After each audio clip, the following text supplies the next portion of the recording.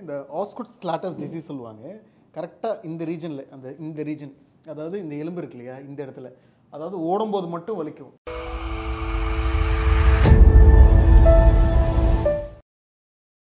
சில பேர் இந்த ஓடும்போது மட்டும் வலிக்கும். அவங்களுக்கு பார்த்தீங்கன்னா கரெக்டாக இந்த ரீஜனில் வலிக்கும். இது வந்து மேபி ஆஸ்குட் ஸ்லாட்டஸ் டிசீஸாக இருக்கலாம்.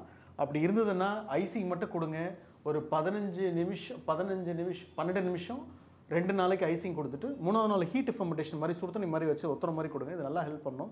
இது வந்து இந்த இடத்துல வலி இருந்தால், இது கொஞ்சம் மேலே வலி இருக்குது பெட்டலா ரீஜனில் இருந்தால் இது வந்து லிகமெண்டல் பெட்டலேன்னு சொல்லுவோம். இந்த இடத்துல இது டெண்டரைட்டிஸாக இருக்கலாம். கொஞ்சம் உள்பக்கமாக வலிக்குது, இந்த இடத்துல வலிக்குதுன்னா மேபி பெட்சான்சர்னிஸ் வெர்சைட்டிஸாக இருக்கலாம் இந்த ரீஜன் வலி இருந்தால். ஸோ எதனாலன்னு பாருங்கள்.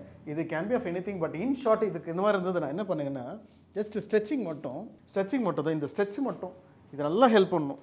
முட்டி மடக்காமல் கொஞ்சம் மேலே பின்னாடி நல்லா ஸ்ட்ரெச் பண்ணிவிட்டு ஹோல்டு 15 என்றது ஒரு 10 வாட்டி.